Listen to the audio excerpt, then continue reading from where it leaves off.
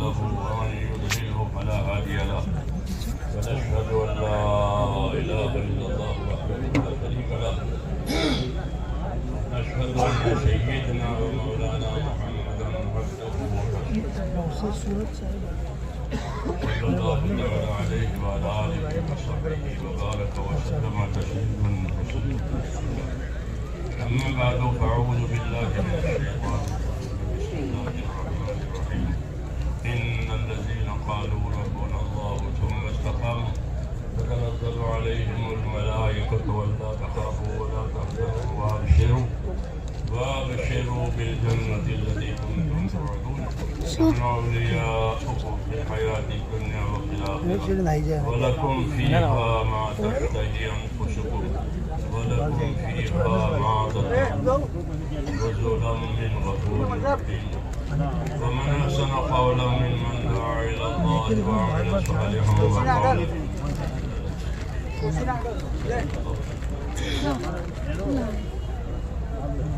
بزرگوں اور پیارے بھائیوں اب تعالیٰ شان آپ کے جہاں ہم نے اور اس میں ترقی عطا فرما ہمارا جمع ہونا اور ہمارا علیحدہ ہونا یہ ایک خاص مقصد کے تحت میں ہے اور وہ مقصد ہے کہ اللہ تعالیٰ کا دین زندگیوں میں آ جائے کتابوں میں تو ہے کتابوں میں تو ہے مگر وہ زندگیوں میں آ رہے ہیں یہ اصل مقصود ہے اصل تقاضا ہے کہ ہمارا دین ہماری زندگیوں میں آ جائے جس طرح دوائیں جسم میں آ جائے تو وہ اپنا کام کرے گی اندر جا کر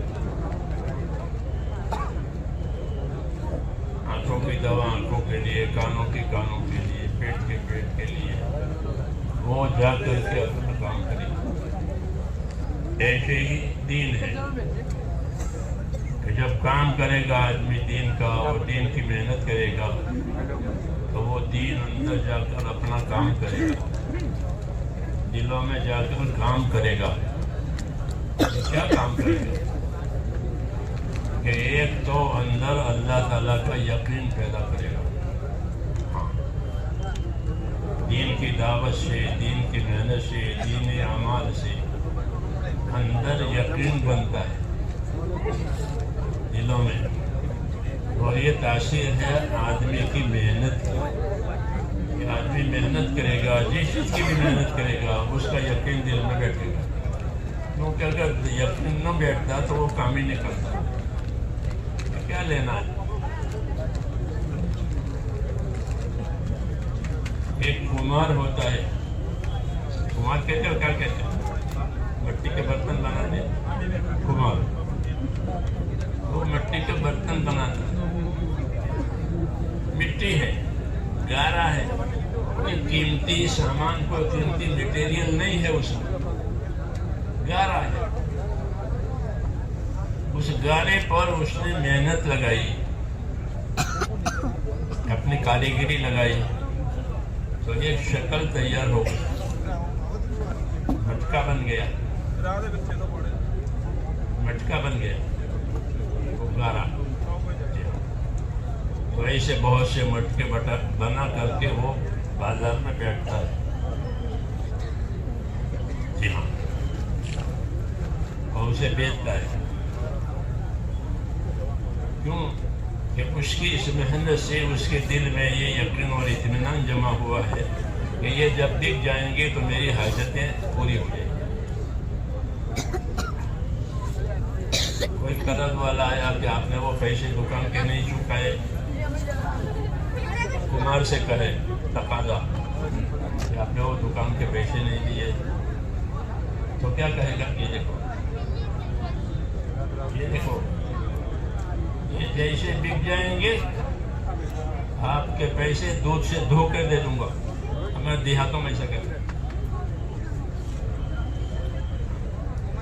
ہمارے پاس جب دودھے دھوئی نہیں دے دی تو وہ اس کو اطمینان دلا رہا ہے تقاضے والے کو دیکھو یہ لے کے بیٹھا ہوں یہ بک جائے اور پھر آپ کے پیسے آپ کو پہنچ جائے. تو یہ کیوں کہہ رہا ہے کہ اس کے دل کے اندر اس کا اپنی محنت اپنے ہنر کی وجہ سے ایک اطمینان ایک یقین اپنی محنت کی وجہ سے بنا. یہ تو میں نے کمار کی مثال دی، ایسی مثال سب کی. بڑی بڑی بلڈنگیں بناتے ہیں، بڑے بڑے فلیٹ بناتے ہیں، وہ بھی اسے کمار کی طرح سے یہ فلیٹ بنایا، اب یہ کرایہ پر دیں گے یا پھر دیں گے، اتنے رقم آ جائے گی تو یہ کام ہو جائے گا. ایسا ہی ہے کہ اپنی محنت کی وجہ سے اندر ایک یقین کی مایا بنتی ہے. اگر یہ یقین کی مایا نہ بنے تو کوئی کام ہی نہ کرے کوئی نہ کرے. کھیتی والا بھی اپنی زمین پر اسے محنت کی ہے، اس کو امید ہے فصل آئے گی تو اتنی آمدنی ہوگی، اتنی ضرورت ہوگی.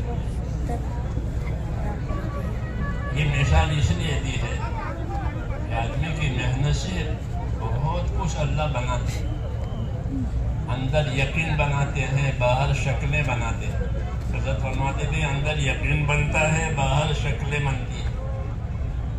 باہر عمارت ہو گئی، فلیٹ تیار ہو گئی، اندر یقین ہے کہ یہ بک جائیں گے یا کرائے پر جائیں گے تو پھر بیٹھے بیٹھے کھائیں گے.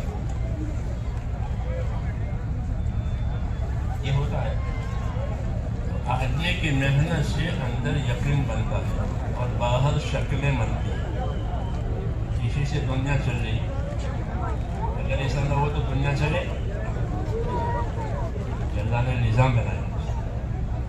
کھیتی والے کو کھیتی کی شکل سامنے ہے، دکان والے کو دکان کی شکل سامنے ہے، تمہارے کو اپنی شکل. ہر ہنر والے کو اپنی محنت سے اپنی شکلوں پر یقین آتا ہے تو یہ کام چلتا ہے. یہ نظام ہے اللہ تعالیٰ کا. ورنہ آدمی نہیں جانتا کہ کل کیا ہوگا، لیکن نظام چلا رہا ہے. ایسے ہی میرے دوستو اللہ تعالیٰ نے دوسری لائن، جیسے یہ مادی لائن ہے، چیزوں کی لائن ہے، ایک مادی لائن بھی کے علاوہ ایک عملی لائن بھی اللہ نے چلائی کہ آدمی عمل کرے اور عمل کر کے یہ امید کرے کہ اس سے یہ ہوگا. اسے دکان کر کے کہے کہ اس سے میری ضرورت پوری ہو جائے گی، میرا مقصد پورا ہو جائے گا. ایسے دوسری لائن اللہ تعالیٰ نے ایمان اور عمل کی دنیا میں قائم کی ہے کہ وہ بھی ایسی ہے جیسے یہ. شرط یہ ہے کہ ان ایمان اور عمل پر کچھ محنت کرنی پڑتی ہے. جب اس سے محنت کرے گا تو اس عمل پر بھی یقین آئے گا کہ میں نے یہ عمل کیا ہے، اللہ اس پر یہ کریں گے. جیسے میں نے دکان کھولی ہے تو اس کا نفع آئے گا. اس لیے انبیاء کرام علیہ الصلوۃ والسلام ایمان اور عمل کی بات لے کر آتے ہیں. آمنوا وعملوا الصالحات، آمنوا وعملوا الصالحات. اکثر قرآن پاک ایمان لائے، نیک اعمال کیے، ایمان لائے، نیک اعمال کیے. اچھا، یہ راستہ یقینی ہے، وہ راستہ یقینی نہیں ہے. بھئی کھیتی سے پیداوار ہوتی ہے اور بعض مرتبہ نہیں بھی ہوتی، کوئی آفت آ جاتی ہے، جی ہاں، تو وہ سب ختم ہو جاتا ہے. تجارت میں کھوٹ آ جاتی ہے تو کوئی یقینی نہیں ہے. لیکن یہاں جو باتیں ہوئی ایمان اور عمل میں، وہ باتیں یقینی ہیں. اللہ کا وعدہ ہے کہ یہ عمل تم کرو گے تو ہم اس پر یہ کریں گے. اس لیے عمل کی ذمہ داری بندوں پر آئی ہے اور اس کے نتیجے کو اور اس کے پھل کو دینا یہ اللہ نے اپنے ذمہ کیا ہے. وعدہ کا پورا کرنا اللہ نے اپنے ذمہ کیا کہ تم عمل کرو اور آگے جو وعدہ ہے عمل پر وہ وعدہ ہم پورا کریں. اس طرح ہمارا اللہ تعالیٰ کے ساتھ ایک معاملہ ہے. کاروبار میں معاملہ ہوتا ہے کہ آپ مال دیں گے تو مال لیں گے، دکان والے کو پیسے دیں گے تو مال دے گا، نہیں دیں گے تو معاملہ ہے، لین دین ہے. اللہ سے بھی ایسا ہی معاملہ ہے. اور وہ کیا معاملہ ہے؟ کہ اللہ تعالیٰ نے ہمارے اوپر ذمہ داریاں ڈالی اور ذمہ داریوں کے پورا کرنے پر وعدے کیے کہ اگر آپ نے یہ ذمہ داری پوری کر لی تو ہم یہ کریں. جیسے سورہ فاتحہ میں پڑھتے ہیں ایاک نعبد و ایاک نستعین، اے اللہ تیری ہی عبادت کریں گے اور تجھی سے مدد لیں گے. ایاک نعبد و ایاک، اے اللہ تیری ہی عبادت کریں گے اور تجھ ہی سے مدد لیں گے، تیرے غیر کی عبادت بھی نہیں اور تیرے غیر سے مدد بھی نہیں. معاملہ بتایا کہ جو اللہ تعالیٰ سے مدد لینا چاہے وہ اللہ کا بندہ بن کر اللہ کی عبادت کرے تو پھر اس کے لیے مدد کا وعدہ ہے. یہ دین ہوا کہ عمل کے ذریعے سے اللہ سے کامیابی لینا، حکموں کو پورا کر کے اللہ سے اپنی مراد لینا دنیا کی آخرت کی. یہ دین میں ہوتا ہے کہ اللہ کے حکموں کو پورا کیا جائے، اس کو ادا کیا جائے اور اس پر اللہ تعالیٰ کا جو وعدہ ہے اس سے فائدہ اٹھایا جائے. یہی نبیوں کا طریقہ ہوتا ہے کہ نبی دنیا میں آ کر کے اس کی دعوت دیتے ہیں کہ جس طرح تمہارے دنیاوی معاملات چلتے ہیں یہ بھی ایک معاملہ ہے. وہاں مال ہے، یہاں اعمال ہے. وہاں مال ہے، اسباب ہیں اور یہاں اعمال ہے. اسباب پر جس طرح نتائج دیکھتے ہو اپنے عادت و تجربے سے، ایسے ہی یہاں بھی نتائج آئیں گے تمہارے ایمان اور یقین کی وجہ سے. اس لیے وہ پہلے ایمان یقین کی دعوت دیتے ہیں، لا الہ الا اللہ. یہ پہلا کوئی عبادت کے لائق نہیں ہے سوائے اللہ کے، کوئی مدد کرنے والا نہیں ہے سوائے اللہ کے، کوئی کام بنانے والا نہیں ہے سوائے اللہ کے، کوئی حیات دینے والا نہیں سوائے اللہ کے، کوئی موت دینے والا نہیں. سب سے نفی ایک اللہ سے ہونے کا یقین.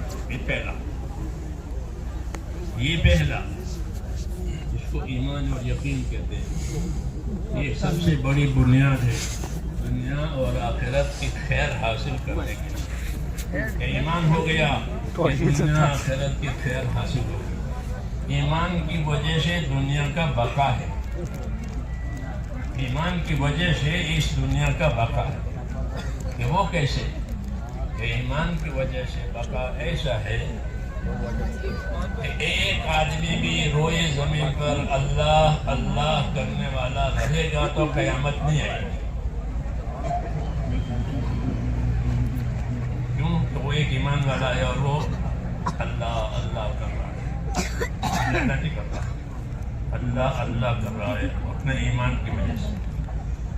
تو اس کے ایمان کی وجہ سے یہ پورا عالم باقی رہے گا. یہ ایمان ہے. ایسی ایمان کی اہمیت ہے کہ ایمان کی وجہ سے عالم کا بقا ہے اور علم کی وجہ سے عالم کی سلامتی ہے. یہ دو چیزیں اللہ تعالیٰ نبیوں کے ذریعے سے دیتے ہیں. ایک ایمان آتا ہے، ایک علم آتا ہے. ایمان اللہ کا تعلق، اللہ کا یقین، اللہ کا خوف، اللہ سے امید کہ کسی سے کچھ نہیں ہے، سب کچھ اللہ سے. یہ پھر اس ایمان میں ترقی ہوتی ہے اور وہ ایمان عقیدے میں ہوتا ہے پہلے اور پھر وہ عقیدہ یقین پر جاتا ہے. اندر یقین بنتا ہے. جیسے میں نے کہا کہ مٹکے بنائے تو یقین بنائے، ایسے ہی جب اس ایمان میں آدمی ترقی کرتا ہے اور ایمان کے تقاضے پورے کرتا ہے، ایمان کے اعمال پورے کرتا ہے اللہ کے حکم کے مطابق اور نبی صلی اللہ علیہ وسلم کے طریقے کے مطابق، تو اندر ان اعمال کی وجہ سے ایک یقین بنتا ہے. کیوں کہ اللہ تعالیٰ نے ان اعمال کے نتیجے کی ہم کو خبر دی ہے کہ یہ عمل کرو گے تو یہ ہوگا، یہ عمل کرو گے تو یہ ہوگا. اس لیے ہماری ذمہ داری یہ ہوتی ہے کہ ہم اپنے عمل کو بنائیں.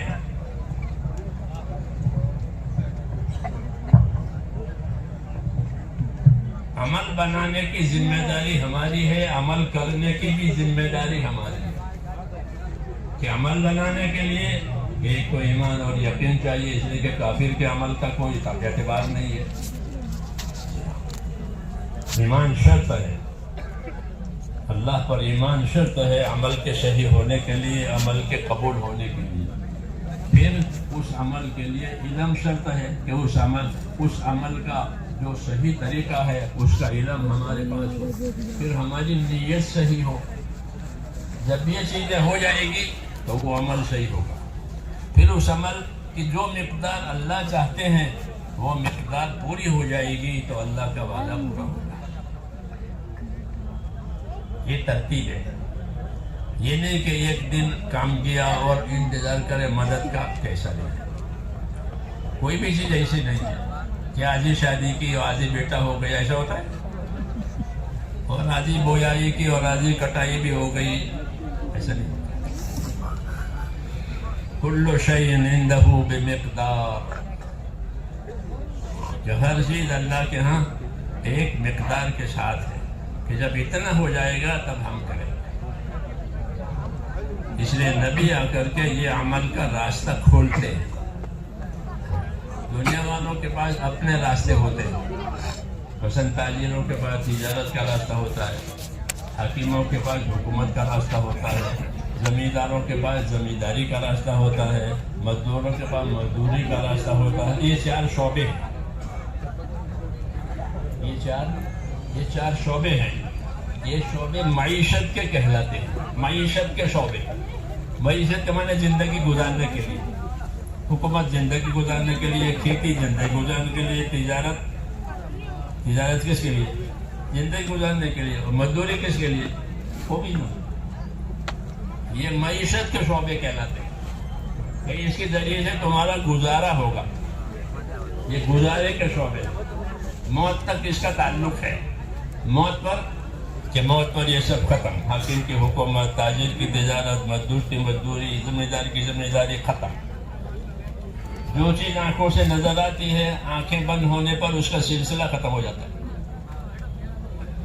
جو چیز، اس کو مشاہدہ کہتے ہیں کہ جو چیز تمہاری آنکھوں سے نظر آئے گی، جب موت پر انسان کی آنکھیں بند ہو جائے گی تو اس کا سلسلہ بھی ختم ہو جائے گا. اب دوسری دنیا شروع ہوگی.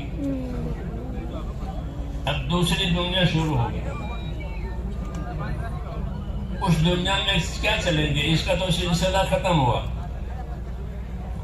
ملکیت بھی ختم ہو گئی.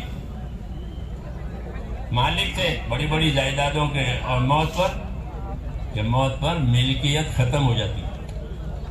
اب دوسرے لوگ مالک بنیں گے تو ملکیت بھی ختم، اس کا نفع بھی ختم. اب دوسرا سلسلہ ہے. اس لیے نبیوں نے آ کر کے یہ دوسرے سلسلے کو سمجھایا. موت سے پہلے کی یہ باتیں تو ہر ایک اپنا کر لیتا ہے، لیکن دوسرا سلسلہ ہے وہ اللہ سے تعلق کا، ایمان کا، عمل کا. وہ لائن اللہ کے نبی کھولتے ہیں.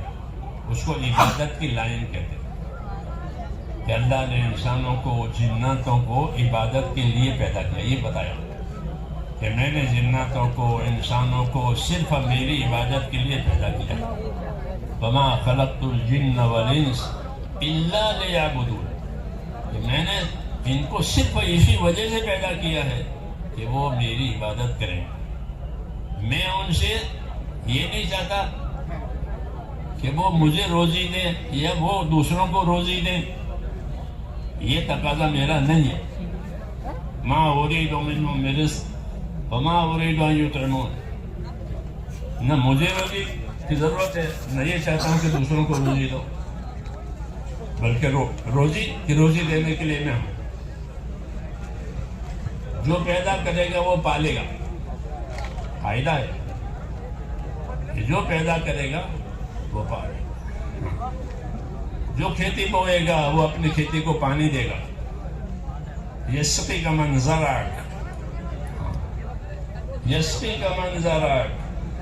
کہ تجھے پانی وہ دے گا جس نے تجھے بویا ہے. وہ آدمی جو بوتا ہے وہ پانی بھی دیتا ہے. ایسا نہیں کہ بونے کے بعد چھوڑ. ایسے ہی اللہ تعالیٰ کہ جو پیدا کرے گا وہ پالے گا. یہ کہا، اس نے کہا تمہاری روزی ہمارے ذمہ ہے. ایک دوسرے کے ذمہ نہیں ڈالی، تمہاری روزی ہماری ذمہ ہے، لیکن ہم نے تم کو عبادت کے لیے پیدا کیا. یہ ہوا مقصد زندگی. یہ کیا ہوا؟ ایک ہوتی ہے ضرورت زندگی، ایک ہوتی ہے مقصد زندگی. ضرورت زندگی تو وہ سب جو میں نے پہ حکومت ہے، تجارت ہے، اسے یہ ضرورت زندگی ہے. اور مقصد زندگی کیا ہے؟ کہ مقصد زندگی یہ ہے کہ اللہ کی عبادت کے لیے ہم کو زندگی دی ہے، یہ اس کو مقصد کہتے ہیں. اس لیے مقصد فوت نہیں ہونا چاہیے. ضرورتیں آگے پیچھے ہو سکتی ہیں لیکن مقصد، کہ مقصد فوت نہ ہو.